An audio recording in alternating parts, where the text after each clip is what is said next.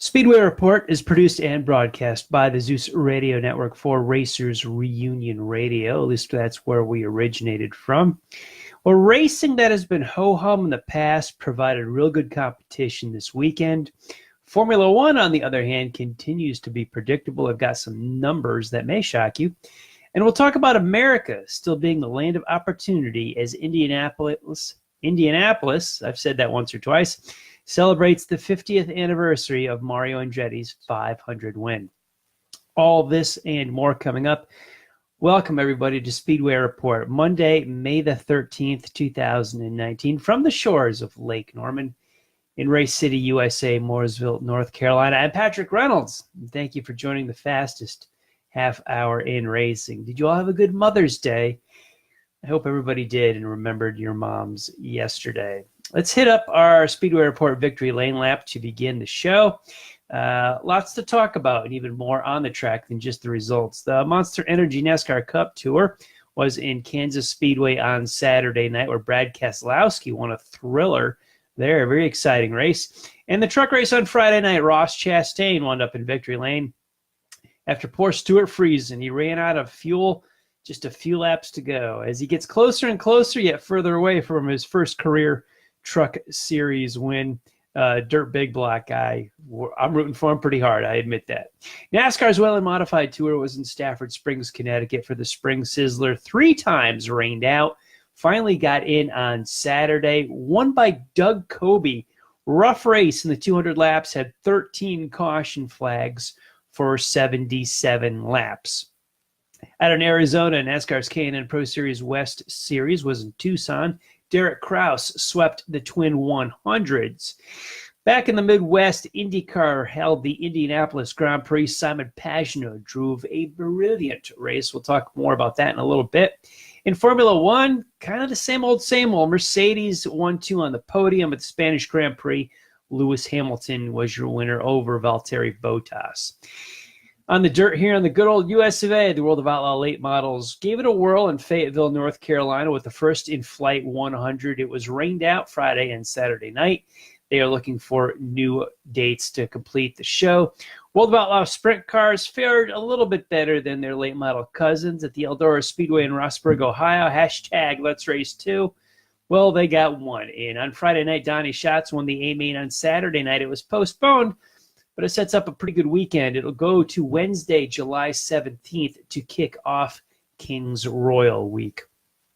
USAC Sprints were part of Let's Race 2. They raced 1 as well. On Friday at Eldora, Tyler Courtney was your winner. They were rained out on Saturday night, as was Grandview Speedway in Pennsylvania, as was the Bowman Gray Stadium in Winston-Salem, North Carolina. The stadium, they have been rained out 3 of their scheduled 4 weeks so far in 2019. Lots to talk about. Mother's Day weekend can be somewhat quiet in the world of racing, but not this year. We talk about May. You may have heard this, month of May. Very excited for me, as all racers treat May kind of like an 8-year-old boy treats December, with Indianapolis, Charlotte, and so much going on. This year, 2019, it was the 50th year anniversary of Mario Andretti's only Indy 500 win, coming back in 1969. I remember it was the year I was born, so it's easy for me to keep track of Mario's 500 win and the memories of that. Mother's Day yesterday, Andretti's 500 win. Where am I going all this? Well, I got a nice note from a mom that I know, and she wanted to talk about her son. And this does tie into what we're talking about. Mario came here from Italy. He and his family, his twin brother Aldo, became Americans, and immigrants pretty much made their way and climbed the ladder and were fantastic. Aldo was a pretty good racer himself. Mario becoming arguably the greatest of all time, certainly a name synonymous with the sport of motorsports. I want to talk about Asef Farsiani. Now, who is this young man? Well, his mom, Leila, is a friend of mine, and she is here from Iran. She is here in the United States. And I wanted to talk about her son in memory of honor of Mother's Day yesterday, and in a little remembrance of Mario coming to this country and winning the Indianapolis 500, becoming the great one that he is. Asaph arrived here in the U.S. when he was about 10. He's 13 now. Did not know English when he arrived. He can speak English now. And notes and poetry are what he is known for to his mom.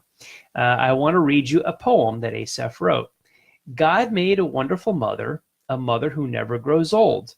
He made her smile of the sunshine, and he molded her heart of pure gold. In her eyes he placed a bright shining star, in her cheeks fair roses you see. God made a wonderful mom, and he gave her to me. Now, we all talk about teenagers and millennials, and that poem was written by a 13-year-old young man here from Iran, English as a second language, if not a third language, and it reminds me of all the potential that he has in him. Layla, you're doing a very good job raising your son. Reminds me of Mario. He came here as a young guy, didn't know much of what was going on. He turned out pretty well himself. So, Asaph here from Iran, I wish you well as you climb your ladder. I know we veered off our usual path of talking about car racing a little bit, but there was a tie-in there a little bit with Mother's Day, Mario's 50th anniversary, and hopefully a boost to a young man who should have a lot of confidence because he has a lot to offer the world. Let's get on track at Indianapolis with the Grand Prix. I read an article, and it did not hold up well because I read it Saturday morning prior to the Indianapolis Grand Prix, and it talked about the history of this race, the road course race, of which it had been pretty much dominated by Penske. It was nicknamed the Roger Penske Benefit. One of his drivers has won from the pole, or the pole winner has gone on to win the race, and it has not been that scintillating of a competition. This year turned out to be anything but that. It was by far the best event that had been staged so far on the road course for the Indy cars. But the article I read online went out and talked about how it would be better even if you cut the grass or went to a wedding than bothered to go to Saturday to this race at Indianapolis. Now, maybe if you have to cut the grass, I guess. But come on, going to a wedding, attending a wedding, nothing's that bad where you got to put on a suit and tie on a Saturday and go sit at a wedding. Come on. And it turns out that story did not hold up well at all because that was one outstanding race. Simon Pagenaud had the drive that should be talked about for a while. This race was set up, different pit strategies, the yin and the yang of who was leading and who was back in the field, and everybody was on different strategies, tire strategies, fuel strategies, and then the rains came. Rain, we knew from the forecast, was threatening the entire event, would come in at some point, and the skies opened up, but not hard. It wasn't a downpour, and it wasn't raining. It was drizzling, it was sprinkling, close until the end of the race where it came down harder. They lost the track and they got it wet.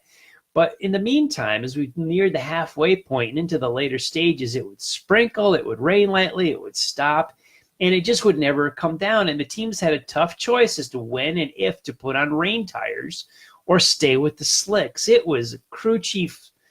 If they had a full head of hair, they had hair that looked like mine at the end of this thing. It was a tough choice to make. And Simon Pagenaud went back in the field to put on rain tires, and he wasn't sure if he could make it. He felt he could make it up on slicks, but Scott Dixon was out front. Pagenaud hunts him down, passes him, and Pagenaud does not have any push-to-pass time left, where Scott Dixon still had some, as Pagenaud took the lead with just over a lap remaining in the race, with the rain coming down. The two of them had a great battle the last couple of laps, Dixon giving chase, but as Scott admitted after the race, didn't take care of his front tires in his nose cone, the nose of the car, just wouldn't stick to the track and couldn't get the grip that he wanted. And Pagenaud just took better care of his and went down. Obviously, it was still a Roger Penske benefit as Penske winds up in victory lane again. But I was excited for this race, I guess, coming up because it's Indianapolis. It returns, or has returned, Indianapolis to more of a month of May feeling. And this is still a big race. It's at the Indianapolis Motor Speedway, even though on the road course. But yeah, expecting it. I didn't know what to expect. I hope for a very competitive race, but in years past, this just has not been that action-packed, hasn't been great, somewhat predictable. As the pole winner goes out front, leads, pits, gets the lead back, sometimes makes it a 2 or 3 stop race, but winds up winning. Just wasn't there in the previous years. And this year it was, and it always is. Whenever you see cars on track at Indianapolis, it gets you bouncing pretty good, because this time next week I will be packing for Indiana. It did wind up being a Roger Penske benefit, but some others that were pretty good and deserve some mentions. Obviously, Scott Dixon came home in second. Disappointed with that, as he was so close to winning. But guys, how about Jack Harvey with a podium in the Meyer Shank Racing car? Michael Shank, longtime sports car guy, winner of the Rolex 24, IMSA GTP competitor. Now does other forms of IMSA as well as Meyer Shank Racing in the IndyCar series. And Jack Harvey did a great job with a podium. Came home third in the IndyCar Grand Prix. And Matthias Leist as well. I saw him win the Freedom 100 in the past, driving for the legendary AJ Foyt. He wound up fourth at the Grand Prix. These guys got to be jumping up and down, hopping pretty hard, getting ready for 500. As oval testing begins tomorrow. And if you're watching us live, it's Tuesday, May the 14th. Cars will be on track on the big oval, on the 2.5 miler, as we get ready for the 500 in just under 2 weeks' time. Talking NASCAR and Saturday night, the Kansas race quality so much higher than it has been with the aero package. Here we go again. This has been a bane to some tracks, but a boon to other tracks. It really worked well at Kansas Speedway on Saturday night, I thought. I like the competition. I like the passing. Brought a lot of guys. I don't know if we can credit the package with this, but the competition was certainly there, and it was really good. Alex Bowman, I thought, could have won this thing at some point. He could have gotten the job done. He has finished in second place now for 3 races in a row. That, my friends, is a winning combination. It just hasn't won yet, but that is what you got to do to win, is if you put yourself in the top 5 each week, you're there. Eventually, the line will drop your way, and the cards will be dealt to you in any other cliche that I can think to speak of. Alex Bowman and the Hendrick cars, all looking better, all looking to be improved. Chase Elliott with another top 5. So the Chevrolets, particularly the Hendrick cars, which we've seen struggle for a while, doing much, much better. Alex Bowman, wouldn't be surprised one bit to see him in victory lane a bunch this coming week as we enter race weeks here in Charlotte. I thought Ricky Stenhouse even had a shot to win this thing. I saw him in his Ford pickup truck driving around town today. Saw him in the Lakeside Park, Ricky did. But yeah, driving that 17 for Roush Racing, which Roush is in general has not been overly competitive and is lacking a little bit lately. But Stenhouse looked like he could have done some damage there, threatened for the win, which he did for a little bit. Even Tyler Reddick for Richard Childress, great run for him, was in front, and if cards could have fallen his way, he was a threat for a top 5. Doing well. Car was good. Pit stop strategy got him towards the front.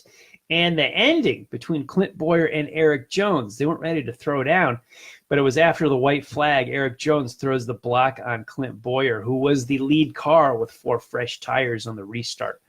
So Boyer was coming pretty hard, and it, if money's going to be on one of the guys that pitted, yeah, it's going to be Boyer. He had the fresh tires, and he was coming up through. And after they took the white flag, you saw him 3, 4, 5 way down the front stretch. Eric Jones threw the block down low, then threw the block up high. Boyer let off, and the momentum stopped. Boyer went from the top 5 to, I think, an 8th place finish. And in his words after the race, we should have finished second, and he very well could have if he had just kept his foot in it. He said next time he's dumping Eric Jones. Yeah, I don't blame him. Of course, I don't blame Clint either. If I look at it from 2 points of view, when the white flag is already in your rearview mirror, yeah, you're going to try to block someone and hold off their momentum because you're just trying for that spot one more time around, and that position is yours. Yeah, when Clint Boyer, if I got 4 tires and I'm heading to the front, and again, white flag is in my rearview mirror. I think the front bumper's got to be used to knock the guy out of the way if he's going to throw your block. I see it from both points of view. If I was Eric Jones, I would have thrown the block. If I'm Clint Boyer, I would have put the bumper to him and sent him around and out of my way. You don't want to wreck a guy, especially on a restart with that little bit of time left. But with whatever we got, however many laps were left, I guess they had an overtime green-white checker on that one. So you're looking at white flag passed. Yeah, if someone cuts you off or tries to block you, use the bumper and push them out of the way. I'm not for spinning a guy, but when he blocks you, that's a different story. Even if you give him one, if he's the leader of the race, because, well, he's the leader, so he can set the pace. But second time around, yeah, block me once, shame on you. Block me once, shame on me. Block me twice, shame on you. Around you go. I do want to jump overseas to Spain. I kind of like this race a lot every year at Barcelona. It's part of May. Spain has such a rich history in Formula One, and it is the race that sets up the Monaco GP. And this race in particular was not that good. Everything that I was lacking or expect to lack at the Indianapolis Grand Prix that Pagenaud won did exactly take place, except for the start at Spain. As Louis Frank once told me, you only need to watch the first 5 minutes of a Formula One race and only the last 5 minutes of a NASCAR Cup Series race. Well, in this case, he was half right. In Kansas, there was good racing, which you could have watched the whole thing. However, in Spain, yeah, at the start, that was it. If you saw it, Valtteri Bottas had the pole, and this was the most exciting and deciding factor of the race. He claims he had a little bit of a clutch problem, but Lewis Hamilton got a much better start from P2 and was able to beat Bottas into turn one and take the lead. Now, Ferrari's Sebastian Vettel made it 3 wide going into the first turn, but flat spotted one of his front tires. That put the tire wear in him right from the start, and he was not as competitive as he needed to be. He just couldn't get up there. So that was the exciting moment, the start in the first few laps, or even not even the first few laps, but the start in the first few corners really had me at the edge of my seat. However, once we rolled through there, it was typical. Lewis in first, Bottas in second. Yeah, we got it. So this race cruises along. I got it. Hamilton wins. All right, I got it. After the fact, actually it was today I looked this on Twitter, and it came up across a stat from Tony DeZino of NBC Sports. Now, you may remember Tony. I've known him for a few years. He's been a guest on the show before, talking usually sports car racing. But he's got some numbers from Formula One. I want to read it to you. The first 5 F1 races this year, get this, have had these same 5 drivers finish in the top 5 every single race. 5 races, 5 guys in the top 5 every week. The same team has finished 1-2 in each. Mercedes has finished 1-2 with either Bottas or Hamilton in every single race. Yeah, that's pretty lean. That's pretty lean competition right there. Meanwhile, in IndyCar, the first 5 races have had 5 different winners and 10 different podium finishers. Much better competition over here on the IndyCar side. I don't know if Tony did the research on that himself or somebody got it to him, but that just jumped off the page at me, is the kind of numbers that we're seeing in Formula One and the kind of ho-hum lack of competition we see there. Now, good for the U.S. folks, as Haas F1 scored double points as both of their cars finished in the top 10, so they scored championship points for both cars, which is tough to do, but I know Formula One does not carry the competition level that IndyCar does. However, I still do enjoy Formula One. It's a good series. I enjoy the cars. I enjoy the drivers. But just, wow, that lack of competition just blew me away after the Spanish race. 5 drivers, same 5 guys in the top 5 for every single race so far this year through all 5 racing. Gosh, yeah, I hope the FIA, Jean Todt, take a look at that. Maybe they can do something NASCAR style to, as Bill France Jr. used to say, improve the show, or don't stink up my show. To close out tonight, we want to tip our hat to Motor Week Illustrated, where the roots of the show was born, and our Racer of the Week. Well, we took a look at a lot of guys. Some guys really wheeled the cars this weekend. It was pretty interesting. In the rain, using skill instead of technology, he beat Scott Dixon with no push to passes left, but still outdrove one of the very best in the business on talent and not strategy or technology. Simon Pagenaud is our Speedway Report Racer of the Week. Congratulations on that great win from Indianapolis. In between our broadcasts, please keep up on the world of racing with SpeedwayReport.com. This show and all of our past shows are updated on the site. We also have some racing articles to read there. Past episodes of this you can find on Facebook. We're at Speedway Report with Patrick Reynolds. We're on the Racers Reunion Facebook page. You can catch up to me on Twitter at Speedway Report or at Speedway Pat. I pin the last show up top so you can catch your most recent broadcast there. I'm at Speedway Pat on Instagram, and go to racersreunion.com in the forum for previous shows. Also, if you're connected to our YouTube channel and LinkedIn, you'll see podcasts there. Big thank you to everyone on the Facebook Live feed for joining the conversation during the show tonight. Go see a race at a track near you if Mother Nature will cooperate. I know rain's been tough so far this year. The grassroots ovals, drag strips, and road courses are the backbone and foundation of the auto racing world. So see you at a track. If it's not raining, I'll see you Friday or Saturday or Sunday at a race near you. I want to thank all of the military past and present for the freedoms we enjoy as Americans in our daily life, including the simple things like bench racing right here on a Monday night. Freedom is not free, and a veteran paid that bill for us. To all of the men and women who are defending freedom and watching Speedway Report, take care of yourselves and come home soon. A special salute to the teachers, school staff, firefighters, police officers, and paramedics in our own communities. They are quiet and modest heroes every single day. God bless and thank you. You have been watching Speedway Report from the shores of Lake Norman in Race City, USA, Mooresville, North Carolina. Please like our Facebook page, Speedway Report with Patrick Reynolds, and follow me on Twitter at Speedway Pat. Now, on the Drag Racing List Facebook page next is Racing and Rocking with draglist.com. You can join BP, JB, and BS with some drag racing talk and some really cool music. Now, we will be back here live on Facebook in 1 week. That will be Monday, May the 20th. We will look at NASCAR's All-Star Weekend, Indy 500 qualifying, NHRA's Virginia Nationals, and a whole bunch of short track racing. Thanks for watching, everybody. I'll see you next week.